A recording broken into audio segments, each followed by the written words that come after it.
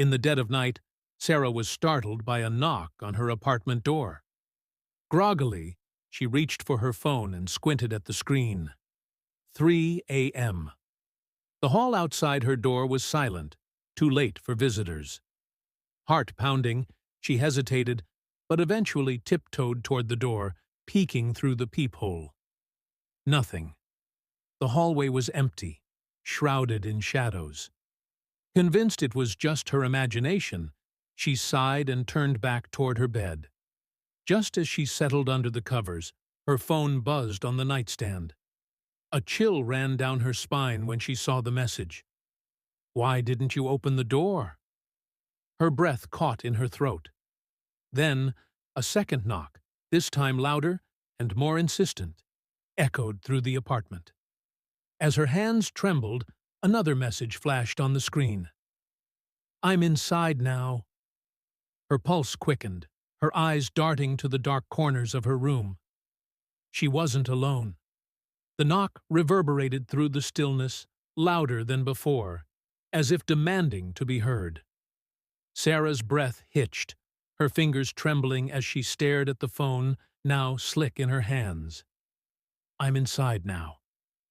The words seemed to taunt her, each letter tightening the grip of fear coiling around her chest. She glanced around her darkened room, her eyes wide and searching for any movement, any shift in the shadows. The room felt colder, the air heavier, as though something was lurking just out of sight. She strained to listen, her ears picking up faint creaks in the floorboards, the subtle groan of the old apartment building. Her heart raced. She moved slowly, inching toward the bedside table where she kept a small lamp. Just as her fingers brushed the switch, a whisper echoed through the room, soft but unmistakable. "You shouldn't have ignored me."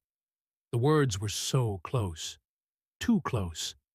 The lamp flickered on, casting pale light across the room. The space seemed empty, but the feeling that someone, or something, was there lingered, oppressive and suffocating. She grabbed her phone and dialed for help, her eyes darting to the closet, the corners, anywhere an intruder could be hiding.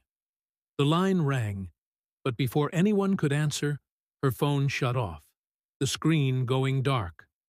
A soft breath, not her own, drifted over her neck. Sarah froze, her skin prickling as the cold breath brushed against her. She spun around, but there was no one there. Her eyes darted around the room, scanning every shadow, every corner. The lamp's light flickered, casting eerie shapes across the walls. Her phone remained dead, no sign of life from the screen. Her chest tightened as she backed away slowly, reaching for the door. Just as she touched the handle, it twisted from the other side. The lock clicked, and the door creaked open.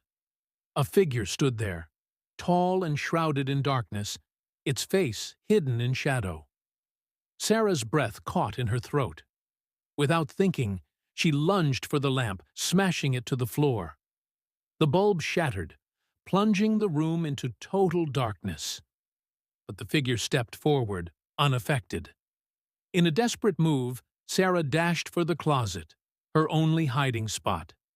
As she yanked the door open and shut herself inside, she felt a rush of air. Too late. Cold hands clamped around her wrists, pulling her back out into the open. Her scream tore through the silence, but it was cut short as everything went black. The next morning, the apartment was quiet.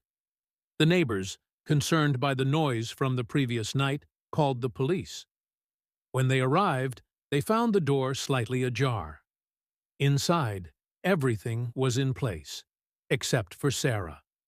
There was no sign of struggle, no blood, no broken lamp.